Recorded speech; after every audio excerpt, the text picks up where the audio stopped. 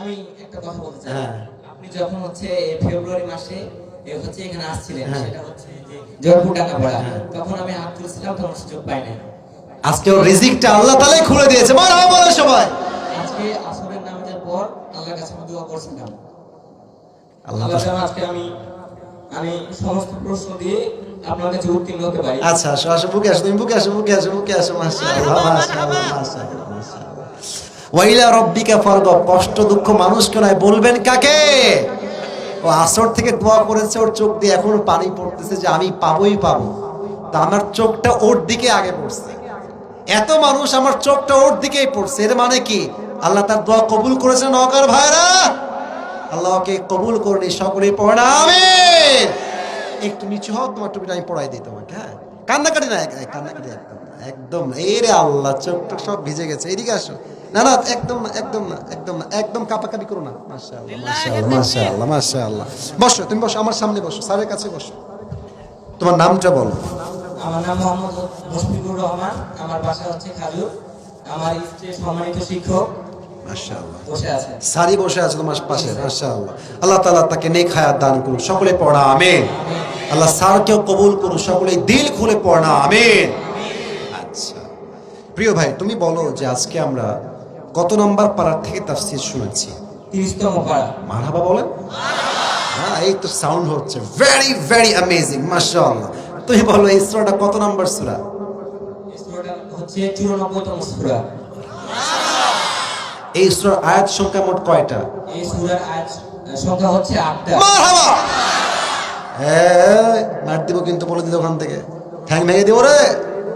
এদিকে তাকাও। এই সূরার রুকু সংখ্যা কয়টা বলো? রুকু সংখ্যা হচ্ছে 1টা। মারহাবা। এই সূরা কি মাদানী না মাক্কি? মাদানী সূরা। না না, আবার তাই পারবে পারবে। এটা কি সূরা ভাই? আবার বলো, ভুল হয়েছে। এই বলেন না আপনারা। মাক্কি সূরা। মারহাবা বলেন সবাই। আপনারা বলবেন না, এটা আদবের সঙ্গে বলছি, এটা বেয়াদবি। এতবার বলার পরে আপনারা কেন বলবেন ভাই? ও বলতে আসছে, পরীক্ষা তো এইটা। পরীক্ষা হলে কেউ বলে তাদের বাটপারি হয়ে যাবে যুবক ভাইরা, ঠিক কিনা বলো যুবক ভাইরা? আচ্ছা এবার তুমি বলো, এই সূরা মোট কয় ভাগে বিভক্ত? এই সূরা হচ্ছে মোট 3 ভাগে বিভক্ত। মারহাবা বলেন। প্রথম ভাগ আল্লাহ নবীকে কি কি নিয়ামত দিয়েছেন, তাই না? বলো কি কি নিয়ামত দিয়েছে? খুবই সহজ। এই নিয়ামত হচ্ছে নবীর পিঠে যে বোঝাগুলো ছিল সেইগুলোকে সব দুশ্চিন্তা মুক্ত। হ্যাঁ, মারহাবা মারহাবা। আরেকটা বলো। তারপরে হচ্ছে খুবই সহজ। নবীর দিলটাকে প্রশস্ত করে দিয়েছে। মারহাবা মারহাবা মারহাবা। শেষটা তো একদম সহজ। আমি তো আকাশ বাতাস দিয়ে তুলনা দিয়ে দিয়েছি শেষটা আমার একটা। বলো, পারবা পারবা? দিলটাকে আকাশ পাতালের চেয়ে সবচেয়ে মর্যাদাবান করেছে। মারহাবা বলে। ভাই, ও একজন জেনারেল ব্যাকগ্রাউন্ডের ছাত্র, যা পারবে এটাই হচ্ছে নূরুন আলা নূর, আলোর উপরে আলো। আমি আসিফ হাফেজ, আমি কয় মাদ্রাসায় পড়াশোনা করেছি। আমাদের ব্যাপারটা আলাদা, আমাদের লাইনটা কেটেছে এই লাইফে। ওর লাইফটা ওই রকম নয়। ও যা বলছে বলেন সবাই মারহাবা। এবার তুমি বলো, নবীকে আল্লাহ তাআলা 2 নাম্বার ভাগে কি দিয়েছেন এই সূরাতে? খুবই সহজ বলেছিলাম, কি না ও বলবে। আমি শেষেরটা বলে দিলাম। 2 নাম্বার ভাগটা হচ্ছে কি? সান্ত্বনা। বলেন সবাই, কি না? সান্ত্বনা। কষ্টের পরে রয়েছে সুখ। মারহাবা বলেন সবাই। এবার তোমার শেষ কথা, এটা পারলে তুমি পুরো সূরাটা মুখস্থ করে ফেলেছো, বলতে পারবা। নবীকে 3 নাম্বার আল্লাহ কি গাইডলাইন দিয়েছে? 2টা গাইডলাইন কি কি ছিল?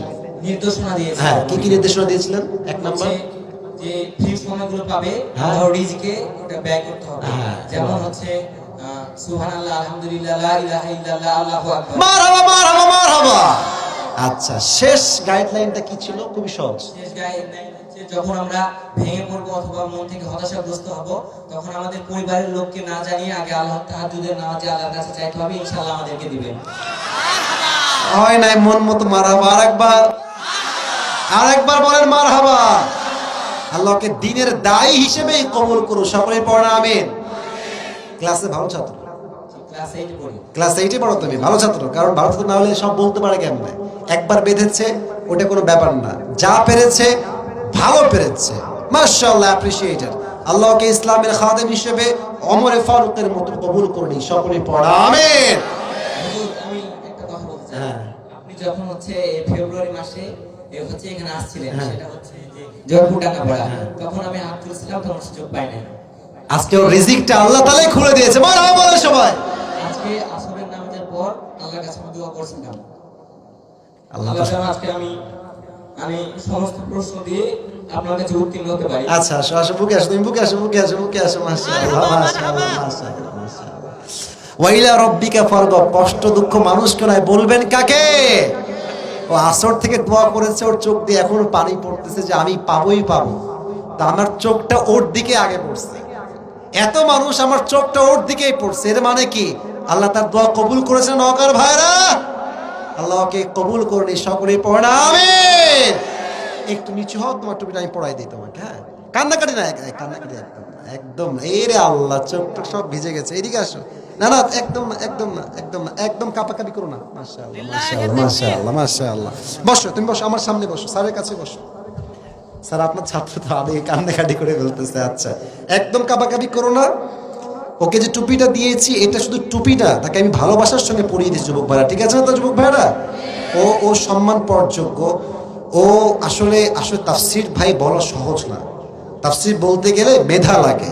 এই যে আমি তাফসীরটা করেছি আজকে, বিশ্বাস করেন, হ্যাঁ, আমি বিকাল থেকে নিয়ে মাথায় আমার ঘুরছে কার পরে কোনটা, কার পরে কোনটা। বিশ্বাস করবেন, আমি যখন গোসল করি আমার মাথায় ঘুরে কার পরে কোনটা।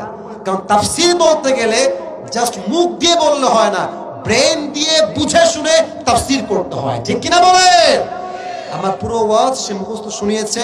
আল্লাহকে নেক হায়াত দান করুক, ইসলামের দায়ী হিসেবে কবুল করুক। সকলে পড়া আমিন।